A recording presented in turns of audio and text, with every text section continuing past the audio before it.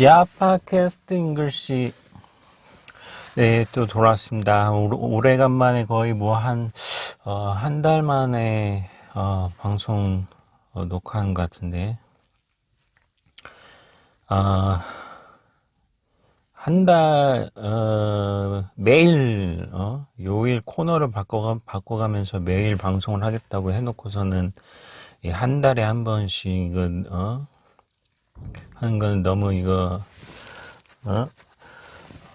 너무 성의가 없다 이렇게 생각하실 수가 있을 것 같아요. 근데 뭐 이걸로 이 방송을 보는 사람도 없고 뭐 나의 거의 뭐 일기 수준인데 한 달에 한 번 일기를 쓰든 하루에 매일 일기를 쓰든 상관이 없는 거죠. 근데 어제는 카타르 월드컵 대한민국 우리나라하고 우루과이 축구했죠. 어제 밤에 10시에. 근데 나는 그런 것도 안 봐. 보면 뭐해. 그 축구장 그 이쪽 끝에서 저쪽 끝으로 이렇게 뛰어다니는 거 힘들기만 하지. 그 힘든 거를 왜 보고 있어. 무승부였죠, 무승부. 근데 역시 세월이 많이 흘렀어요. 월드컵 축구를 4년에 한 번씩 하잖아. 4년에 한 번. 4년에 한 번. 매년 하는 것도 아니고, 2년에 한 번씩 하는 것도 아니고, 4년에 한 번. 보니까, 박지성이, 해설하고 있어요, 박지성이. 박지성이 월드컵 국가대표 주장이잖아. 근데, 박지성 해설하고 있어. 은퇴했나봐. 그리고 주장은 손흥민이래, 손흥민. 손흥민 들어는 봤는데, 어쨌든 박지성이 은퇴했다는 거를 어저께 알았어요.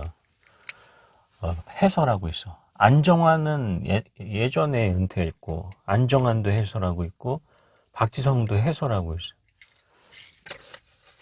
김연아도 은퇴했잖아. 김연아 저번 달에 결혼했나? 최연소 피겨, 여자 최연소 금메달리스트, 세계 선수권 대회 1위, 김연아가 결혼했대. 30살이야, 30살. 세월이 흘러가고 있어. 세월이 흘러가면은, 이전 세대는 역사 속으로 퇴장을 하는 거야. 이건희 회장처럼, 어쩔 수가 없어. 세월이 흘러가는 건 어쩔 수 없어. 이재용이 회장이야. 이제 삼성 회장 이재용이야. 이재용. 부회장이 아니고 회장이야. 정식 회장 취임했어요. 이재용이 회장인 거야, 이제. LG도 구본무 회장이 죽었나? 죽었을까 아마. 그리고 구강모 회장이래. 구강모 아들 3세. 삼성도 이재용 3세. 언제 너는 언제 창업을 해서 회장이 될 거냐고? 나의 꿈이 있었는데, 나의 꿈은, 정주영 회장처럼 기업을 일구는 게 나의, 꿈이었는데, 전자회사, 그리고 식품회사, 콜라회사, 그리고, 건강기능식품, 또 제약회사, 국산 아스피린을 제조한 삼성 바이오로직스처럼 SK 바이오 사이언스 같은 그런 제약회사 제조를 하는 신규 항암제 3세대 면역 항암제 같은 것들을 연구 개발하는 그런 제약회사 여러 가지 회사를 일구려고 했어요. 돈이 필요하잖아. 창업 자금이 필요하잖아. 창업 자금은 비트코인을 매매해가지고 비트코인으로 돈을 벌어서 그 돈을 가지고 창업을 하자 이렇게 생각을 했는데 비트코인이 망했어요. 그 위메이드라고 하는 게임 회사에서 만든 위믹스라는 게 거기 투자했는데 망했어요. 상장 폐지래 오늘. 그래서 뭐 돈이 뭐 큰 돈은 아니었지만 다 날렸어요 이제. 휴지 조각이 된 거야. 그래서 다시 이제 영어로 돌아왔어요. 다시 이제 영어 유튜브 방송으로 다시 돌아왔어요. 영어 유튜브 방송해야 돼. 이거 밖에는 다른 수익 모델이 없어요. 비트코인 뭐 차트를 보고 연구를 하면은 뭐 가격이 올라가는지 내려가는지 알 수 있어? 알 수 없잖아. 올라가긴 올라가겠지. 지금 비트코인이 2천만 원까지 내려왔는데 700만 원까지 또 내려갈 거야. 근데 그게 언제 내려가는지는 모르지. 2년 동안 내려갈지 3년 동안 내려갈지. 그리고서는 이제 다시 이제 4천만 원으로 다시 올라가겠지. 근데 그게 5년 뒤일지 10년 뒤일지는 알 수가 없다는 거야. 비트코인이 없어지지는 않을 거예요. 없어지진 않아. 비트코인은 계속 있어. 인터넷이 사라지지 않는 이상 비트코인은 남아 있어요. 그러니까 걱정하지 않아도 돼. 언젠가는 다시 올라가요. 그리고 이제 영어 방송을 해야 되는데 내가 그 코로나에 걸려가지고 지금까지도 코로나의 후유증에서 헤어나오지 못하고 있는 게 밤에 잠이 안 와. 밤에 잠이 안 와. 그리고 밤에 잠이 안 오니까 막 몸을 피곤하게 만들어야 되잖아. 그래야 잠이 오잖아. 그래서 몸을 막 피곤하게 막 운동 같은 거를 해가지고 어제 보니까 어제 축구 방송을 보니까 막 드리블을 하는데 드리블을 나는 공을 차고서 뛰어가는 건 줄 알았어. 지금까지 그렇게 알고 있어. 드리블을 할 때 축구 선수들이 공을 자기 발 앞에 놔두고서 이렇게 딱 차고서 공을 따라서 막 뛰어가는 건 줄 알았어. 근데 생각을 해보니까 공을 차면은 공이 저 멀리 나가잖아. 그러면은 뛰어야 되는데 말이 안 돼. 그 사이에 공을 다른 상대 선수한테 뺏길 거 아니야. 근데 쟤네들은 공을 차도 공이 멀리 안 나가던데 보니까.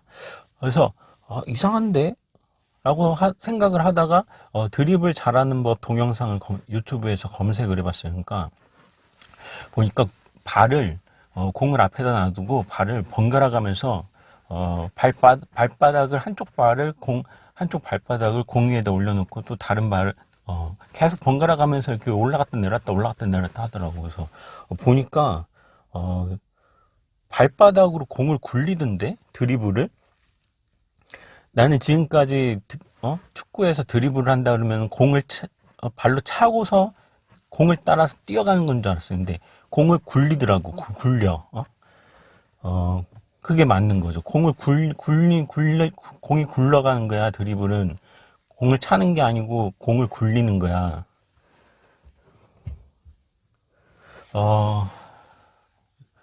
그러니까 내가 얼마나 멍청한 세상에 살고 있었는가를 깨달을 수가 있었죠. 난 지금까지 축구에서 드리블을 한다 그러면 공을 차고서, 공을 따라서 뛰어가는 건 줄 알았어, 지금까지. 그게 아니야. 공을 굴리더라고. 공을 굴려야지. 공을 차면은 공이 저 멀리 가버리지. 그러니까 공을 굴려야지. 발바닥으로 굴리던가 아니면은, 발 옆면으로, 인사이드로 해가지고, 공을 미는 거야, 굴리는 거야. 드리블은 공을 굴리는 거야. 근데 나 여지껏 드리블을 한다 그랬더니 공을 차고서 공을 따라서 뛰어가는 건 줄 알았어. 그렇게 멍청한 세상 속에 살고 있었다는 거죠. 그러니까 뭐랑 똑같냐면은 이게 영어를 영어 발음을 악센트를 가지고서 이 딱딱딱딱 소리를 내면서 이렇게 악센트 훈련을 해야 되는데 그 훈련을 안 하고서 그냥 영어를 공부했던 거랑 똑같은 거야. 그렇게 멍청한 세상 속에 살고 있는 거야, 나는 지금. 그래서 이거는 해결됐지. 영어 해결됐지. 영어 딱딱 기법을 통해서 해결된 거죠. 그래서 밤에 잠이 안 오니까 유튜브를 보는데 그걸 봐요. 유튜브에서 역사 스페셜 봐요. 역사 스페셜. 역사 스페셜을 봐야 잠이 와. 그러니까 몸을 막 피곤하게 해가지고 10시에 자려고 누워도 12시에 깨. 그게 코로나 후유증이에요. 코로나 후유증. 밤에 1시 아니면 1시에 깨던가 2시에 깨던가 몸을 피곤하게 만들어서 잠을 자면은 중간에 깨. 그러면 잠이 안 와. 깨면은 이제 잠이 안 와. 역사 스페셜을 봐야 돼서 역사 스페셜 보면은 조금 잠이 와요. 다큐멘터리를 봐야지 잠이 와. 근데 다큐멘터리를 보다 보면은 이게 또 재미가 있어요.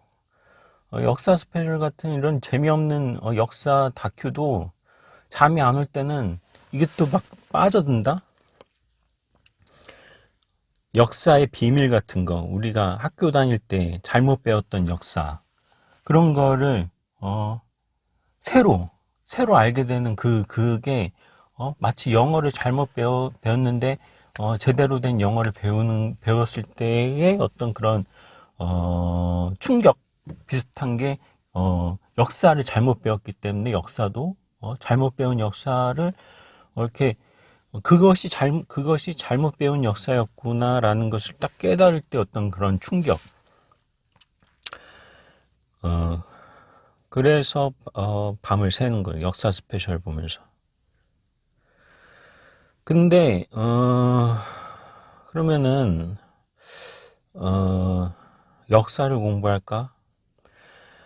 역사를 공부할까? 근데 그 유튜브에 댓글 같은 거 보면 이제 또 이제 우리 민족은 위대하다 뭐 이런 생각에 사로잡힌 사람들 있죠. 환빠라 그러죠. 환빠. 환단고기에 환장하는 사람들이죠. 그 사람들이 이제 거기서 싸우는 거야. 댓글로 또 이제 우리가 알고 있었던 지금까지 알고 있었던 역사는 왜곡 축소된 역사다. 사실 우리나라가 중원도 다 지배했고 터키까지 갔다. 아시아 대륙을 다 지배했다. 우리나라 그런 거죠. 고조선이 터키까지 갔었다. 제국이었다. 뭐 이런. 근데 그런 주장을 하려면은 근거가 있어요. 근거. 근데 근거가 될 만한 사료라든지 그런 것들은 다 사라졌다는 거야. 근데 지금도 막 무슨 뭐 어디서 뭐가 발굴이 되고 막 그러던데 무슨 신라 무슨 왕릉이 발굴이 되고 뭐 백제 왕릉이 뭐 발굴이 되고 막 가야에 무슨 왕릉이 뭐 발굴이 되고 막 그런데 고고학이래. 그래서 그럼 평생 그런 거 찾아다니는 것도 엄청 재밌을 것 같아. 신선노름이죠, 신선노름. 무슨 대학교의 교수 같은 거 하면서 무슨 고고학, 무슨 막 발굴하러 다녀. 옛날에 있었죠. 유홍준이라고 사람이 나의 문화유산 답사기 뭐 그런 책도 썼죠. 놀러 가는 거 놀러 가는 거. 무슨 문화유산을 답사한다는 건 핑계고 놀러 가는 거 놀러. 찾아다니는 거야. 찾아가서 뭐 좋은 거 보는 거죠. 그러니까 무슨 석탑 같은 것도 보고 무슨 기와 절인데 무슨 유명한 사찰 같은 거 그런데 들어가서 건축물 보고 그런 거죠. 얼마나 좋아. 여행 다니는 게 직업이야.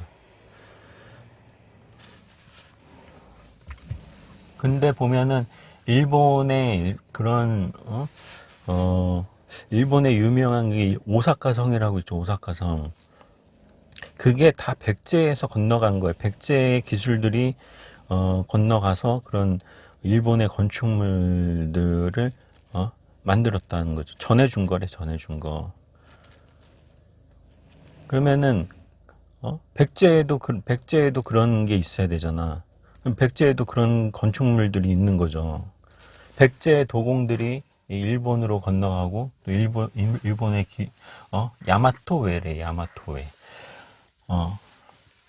아스카 문화라는 거를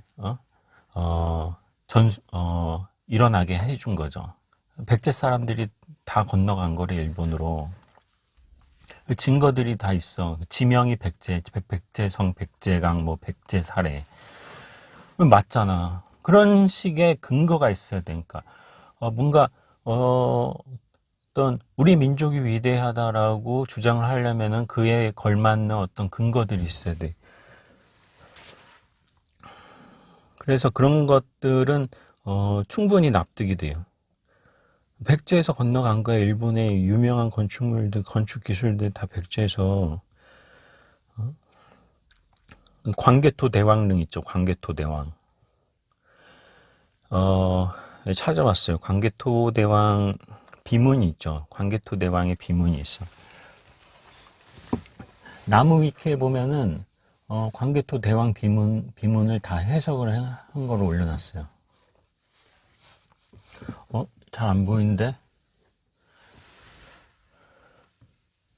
그래서 우리는 지금 너무나 연구하기에 좋은 이런 시대에 살고 있어요. 왜? 광개토 대왕 비문을 나무 위키에 들어가면은 다 이렇게 볼 수 있어. 해석까지 다 해놨어요. 그러니까 책에 있는 거를 여기다 다 옮겨 비문 해석해가지고 책에 있는 거를 다 옮겨 적어놨죠. 그래서 옛날에 학교 다닐 때 우리가 신채호 선생은 그 국어 시간에 그 신채호 전기가 나오잖아. 그래서 신채호 선생은 이거를 중국 집안연에 가가지고 이 내용을 알아야 되니까 이 비문을 탁본을 하려고 했는데 이 탁본 할 돈이 없어가지고 비문 앞에 서서 울었다는 뭐 그런 신채호 전기가 나오죠, 국어 시간에. 근데 우리는 나무 위키에 들어가서 이렇게 비문 해석까지 된 걸 다 볼 수가 있잖아.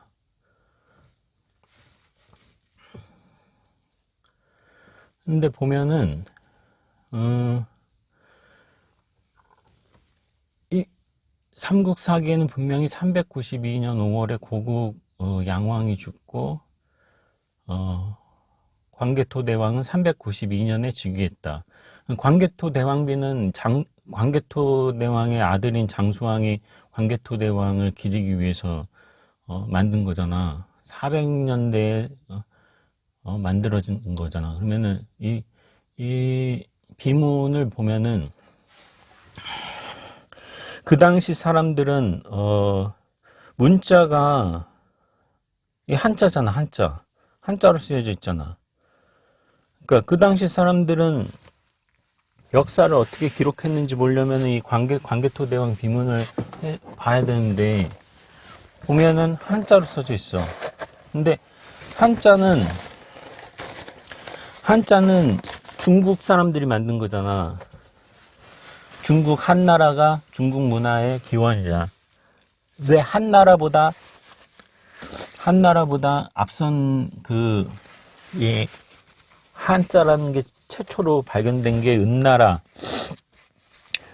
각골문에서 최초로 한자가 발견이 됐죠. 그러니까 한자라는 것은 중국 한족이 발명한 문자가 맞는데 고구려는 왜 독자적인 문자를 안 만들고 고조선이나 부여, 우리 민족, 동이족은 왜 독자적인 문자를 안 만들고 한자를 썼을까? 일단 첫 번째 그 의문이 들죠. 근데 첫 번째 가설은 어, 한자라는 게 이미 한족이 한자라는 것을 만들었으니까 또 고조선이 한나라에 멸망을 했잖아. 그러니까 한자라는 것이 수입이 된 거죠.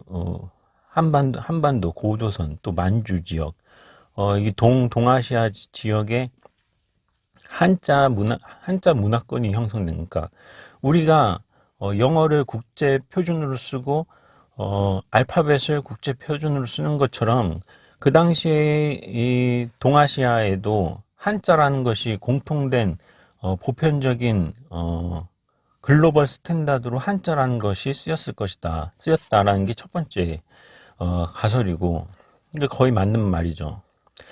독자적인 새로운 문자를 만드는 것보다 인근에 있는 다른 나라에서 만든 문자를 수입해 와서 쓰는 것도 하나의 방법이잖아. 그게 첫 번째고, 두 번째는 한자라는 게 중국 한족이 발명한 게 아니라 동이족이 발명한 것이다. 그래서 한족에 전해준 거다. 그게 두 번째 가설이.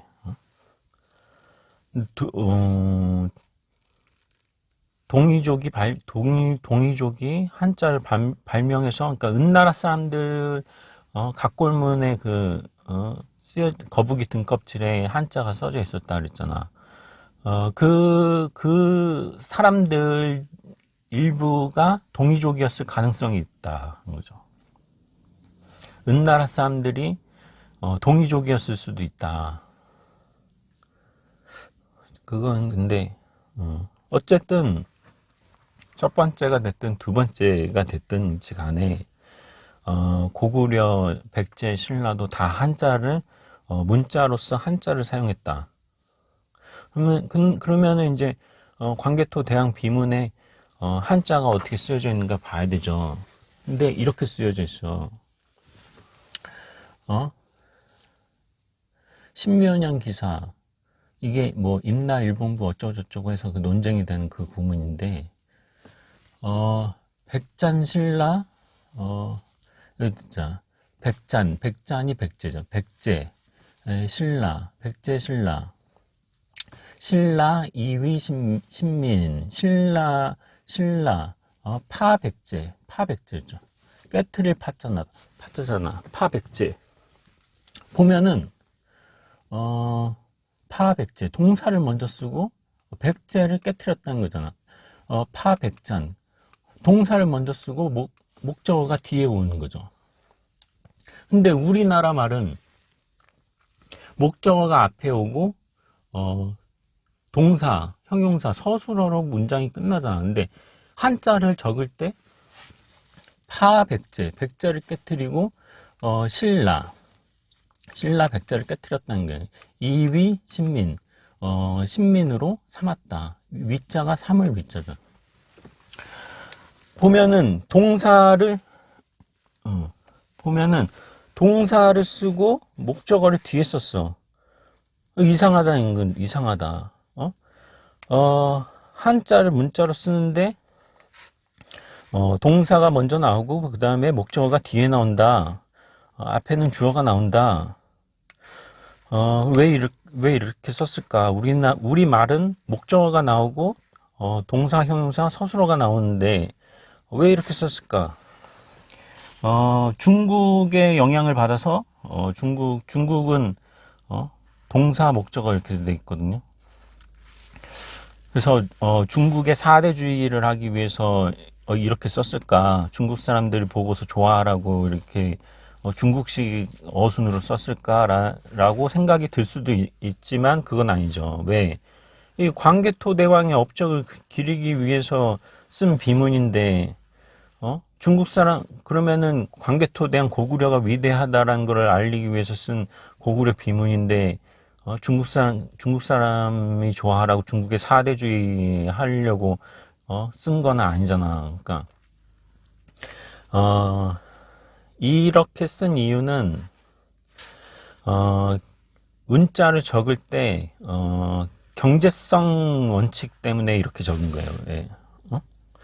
만약에 주어 다음에 목적어가 나오면은 이 조사가 필요해. 조사가 주어하고 목적어가 구분이 안 되잖아. 그러니까 중간에 동사를 먼저 써서 주어, 동사, 목적어 순이 되면은 조사가 필요가 없어. 그래서 동사를 먼저 쓴 거야. 그 이유를 알 수 있는 게 시제도 없다는 시제. 동사에 시제가 있어야 되는데 깨트렸다 하면은 과거 시제잖아. 과거. 신민으로 삼았다 그러면은 과거잖아. 과거인데 과거를 나타내는 구문이 없어. 중국어에는 과거를 나타내는 구문이 있거든요. 그러니까 시제도 없어. 조사도 없어. 시제도 없고 조사도 없어. 그런데 문자를 적으려니까 조사를 안 쓰고서 조사를 생략하고서 문자를 적으려니까 동사가 먼저 오면 되는 거야. 동사가 먼저 오면은 조사가 필요가 없어. 신민을 주어하고 목적어가 구분이 돼야 되는데 동사가 가운데 오면서 구분이 돼 주니까 을이라고 하는 어떤 문자를 중간 써가지고 동사하고 이게 주어인지 목적어인지 구분을 해줘야 되는데 구분을 해주려면 조사가 필요하잖아. 근데 조사라는 걸 만들고 싶지가 않으니까 동사를 먼저 써서 하는 거죠. 경제성 이렇게 하면 아주 경제적으로 적은 문자를 가지고서도 문장을 만들 수가 있잖아. 그래서 경제성 원칙 때문에 동사를 먼저 쓰고 목적어가 뒤에 왔다. 그거를 알 수 있는 이유가 이거는 광개토 대항비의 일부분이고 또 다른 부분에는 조사가 나온대. 신채호 선생이 그랬어요. 그래서 그거를 이두문 표기법이라 이두문. 그래서 그런 것이다. 그러니까 이런 것도 역사를 공부하려면은 이런 1차 사료가 되는 이런 문장들을 다 검토를 해봐야 된다는 거죠. 그냥 무슨 그냥 우리나라가 위대하다 무슨 고조선이 소아시아 중앙아시아를 넘어서 유럽까지 갔다 막 그런 식으로 막 그냥 허황된 주장을 하면은 안 되는 거야. 근거가 필요한 거 근거가. 근데 근거를 찾기 위해서 이런 1차 사료들을 검토해 보니까 이상한 것들이 나오는 거죠. 이런 식의. 근데 이것이 동사를 먼저 쓰고 목적어를 뒤에 쓴 게 중국에 사대하기 위해서 쓴 게 아니고 어떤 문자를 기술하는 데 있어서 어떤 경제성 원칙 때문에 이런 것이 나온 것이다. 이렇게 이해를 해야지. 일본의 아주 건축물 같은 게 막 성 위에다가 그 누가 오사카 성 같은 건 막 벽돌로 지었더만 목조 건축물이 아니 보니까 벽을 벽돌로 지었어. 그래서 우리나라는 조선시대 건축물 같은 거 보면 다 목조 건물이어서 임진왜란 때 경복궁이 불타버려가지고 없어졌잖아. 그런 의문이 든 거죠. 왜 조선시대 사람들은 건축물을 서양처럼 서양에는 건물들이 다 벽돌로 지어져 있잖아. 왜 벽돌로 지으지? 벽돌로 크게 웅장하게 이렇게 짓지. 나무로 갖다 목조 건물로 지어가지고 화재에도 약하고 이렇게 볼품이 없다. 그게 이유가 다 있어야 되는 게 이유가 기술이 없어서 그렇게 지었나? 아니면은 그게 좋아서 그렇게 지었나? 벽돌로 건물을 지을 능력이 있었음에도 불구하고 기술이 있었음에도 불구하고 목조 건축물이 어떤 그거 나름의 어떤 장점이 있었기 때문에 목조 건물로 지은 거예요. 그래서 기와는 또 건물에다가 지붕을 나무로 하고서 기와를 얹잖아, 기와를. 비가 오면은 물이 스며들지 않게 기와를 얹잖아. 다 기술이 있었더니 다 기술이. 그러니까 뭔가 우리 민족이 위대하다 그러면은 위대한 근거를 과학적 근거를 대면서 주장을 해야 돼. 그래서 여진족은 그러면 금나라 누르하치가 청나라를 세웠잖아. 청나라.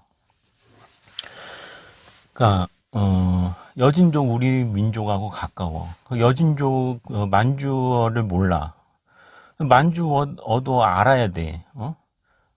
여진족이 우리 민족하고 같은 민족이다라는 걸 주장하려면은 만주어를 공부를 해야 돼. 근데 만주어를 알 수가 없어. 그러니까 그런 주장은 할 필요가 없는 거예요. 그러니까